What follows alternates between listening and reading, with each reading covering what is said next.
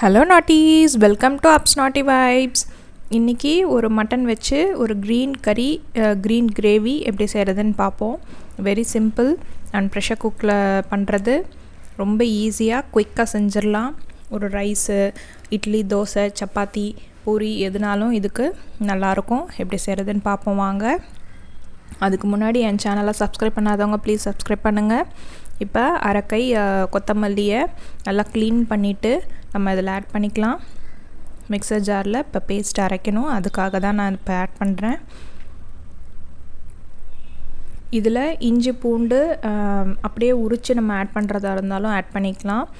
நான் பேஸ்ட்டாகவே ஆட் பண்ணுறேன். நீங்கள் இப்படியும் ஆட் பண்ணிக்கலாம். வெரி குயிக் அண்ட் ஈஸியாக முடிஞ்சிரும். இதில் சும்மா கால் கைக்கு கம்மியாக புதினா இலையை ஆட் பண்ணிக்கணும். அதையும் நல்லா க்ளீன் பண்ணிவிட்டு தண்ணியை வடிச்சிட்டு நம்ம ஆட் பண்ணிக்கலாம். புதினா இலை அதிகமாக போட்டால் கசப்பு, ஒரு மாதிரி கசப்பு தன்மை எடுத்துக்கும். அதனால் கொஞ்சம் குறைவாக போடுறது நல்லாயிருக்கும். மல்லி இலையோட டேஸ்ட் என்ஹான்ஸ் பண்ணி கொடுத்து அந்த புதினாவோட வாசமும் இருக்கும். பட் அதிகமாக போடக்கூடாது. இதில் 4-5 பச்சை மிளகா ஆட் பண்ணிக்கலாம். நான் 4 ஆட் பண்ணியிருக்கேன். நீங்கள் உங்களோட பச்சை மிளகாவோட காரத்துக்கு ஏற்ற மாதிரி நீங்கள் ஆட் பண்ணிக்கோங்க. இதில் நான் 2 teaspoon ginger garlic paste add பண்ணுறேன். நான் சொன்ன மாதிரி நீங்கள் இஞ்சி பூண்டு அப்படியே முழுசாகவும் ஒரு 6 பல், ஒரு சின்ன பீஸ் இஞ்சி ஆட் பண்ணாலும் ஆட் பண்ணிக்கலாம். இப்போ மட்டன் 250 கிராம் எடுத்திருக்கேன்.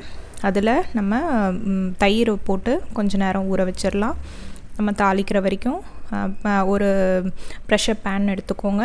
அதில் 3 to 4 டேபிள் ஸ்பூன் ஆயில் ஊற்றிட்டு பட்டை, கிராம்பு, ஏலக்காய், கொஞ்சமாக சோம்பு, 1/2 டீஸ்பூன், 1 டீஸ்பூன் ஜீரகம் ஆட் பண்ணிவிட்டு இது நல்லா பொரிஞ்சோடனே கொஞ்சமாக கருவேப்பிலை எல்லாம் ஆட் பண்ணிக்கலாம். இந்த கருவேப்பிலை ஆட் பண்ணும்போது அது ஒரு வித்தியாசமான ஒரு ஸ்மெல்லில் அரோமாவில் நல்லாயிருக்கும். 2 மீடியம் சைஸ் ஆனியன் எடுத்து நான் ஸ்லைஸ் பண்ணி வச்சுருக்கேன். அது இதில் ஆட் பண்ணிக்குவோம். 2 சின்ன சைஸ் தக்காளி ரேண்டமாக கட் பண்ணியிருக்கேன். அதையும் இதில் ஆட் பண்ணிக்கலாம். ஆட் பண்ணிவிட்டு இது வதங்கிறதுக்காக கொஞ்சமாக உப்பு ஆட் பண்ணிக்கணும். அதுக்கு முன்னாடி 1 teaspoon ginger garlic paste, already அந்த மசாலாவில் 2 teaspoon ginger garlic paste add பண்ணியிருக்கேன். இதில் கொஞ்சமாக ஆட் பண்ணிக்கிறேன். இதில் கொஞ்சமாக நான் சொன்ன மாதிரி உப்பு இது வதங்கிறதுக்காக போட்டுட்டு வதங்கணுன்னு நம்ம தயிரில் ஊற வச்சுருந்த மட்டன் பீசஸை இதில் ஆட் பண்ணிக்கலாம். என் சேனலை இப்போ தான் ஃபஸ்ட் டைம் பார்க்குறீங்கன்னா என் சேனலை ப்ளீஸ் சப்ஸ்கிரைப் பண்ணுங்கள். பிடிச்சிருந்தா லைக் பண்ணுங்கள், ஷேர் பண்ணுங்கள் அண்ட் கமெண்ட் பண்ணுங்கள்.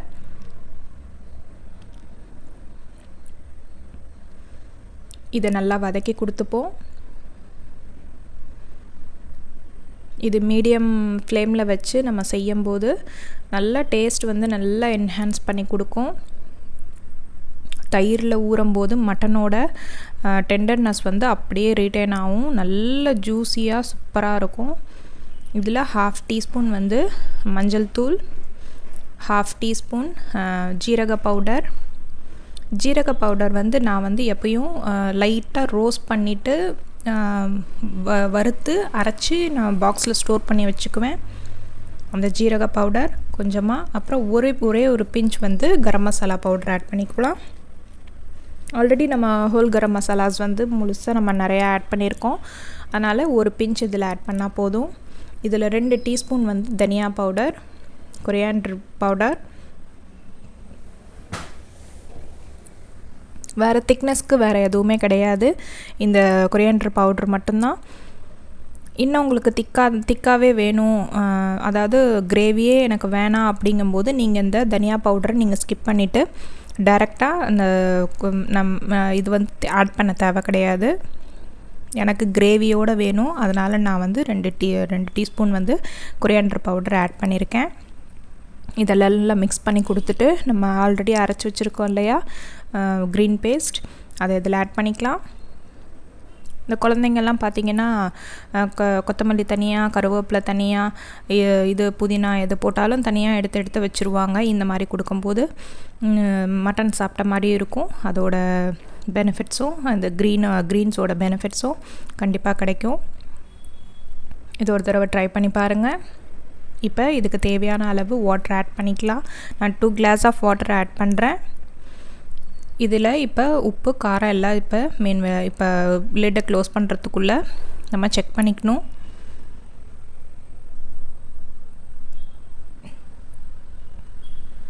வேணும்னா பத்தலை அப்படின்னா நீங்கள் வந்து பச்சை மிளகாவை கீரி நம்ம ஆட் பண்ணிக்கலாம், அப்படியே முழுசாக ஆட் பண்ணிக்கலாம்.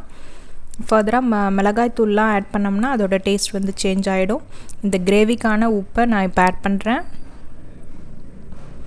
உங்களுக்கு எவ்வளோ தேவையோ அது அந்த மாதிரி நீங்கள் ஆட் பண்ணிக்கலாம். இப்போ நான் லிட்டை க்ளோஸ் பண்ணிடுறேன். இந்த மட்டன் வந்து உங்கள் ஏரியாவில் கிடைக்கக்கூடிய மட்டன் எப்படி வேகும் அப்படிங்கிறத பொறுத்து இருக்கு இல்லையா, அதை பொறுத்து நீங்கள் வந்து விசில்ஸ் வந்து நீங்கள் விட்டுக்கலாம். நான் நல்லா சாஃப்டாக ஜூஸியாக வேணும் அப்படிங்கிறதுக்காக நான் அதை வந்து 7 விசில் 3 விசில் வந்து ஃபுல் ஃப்ளேமில் ஹை ஃப்ளேமில் விட்டுட்டு மீதி வந்து லோ ஃப்ளேமில் வச்சு குக் பண்ணுவேன். அப்போ தான் அந்த ஜூஸினஸ் இருக்கும். இப்போ நம்மளோட லிட்டை ஓப்பன் பண்ணியாச்சு. நம்மளோட green mutton gravy masala whatever it's ready. Mutton பீசஸ்லாம் பார்த்திங்கன்னா நல்லா டெண்டராக ஜூஸியாக சூப்பராக இருக்குது. இதை ஒரு தடவை ட்ரை பண்ணி பாருங்கள். நம்ம சாப்பாடோடு சேர்த்து சாப்பிட்லாம். வெறும் ரைஸு, இட்லி, தோசை, சப்பாத்தி, பூரி இது எல்லாத்துக்கூடையும் செம்ம மேட்ச் ஆகும். ட்ரை பண்ணுங்கள். Enjoy with your taste buds. இது எப்படி இருக்குன்னு மறக்காமல் உங்கள் ஃபீட்பேக்கை எனக்கு கண்டிப்பாக சொல்லுங்கள். இதை வந்து இது கார்னிஷ் பண்ணிக்கலாம். தேங்க்ஸ் ஃபார் வாட்சிங்.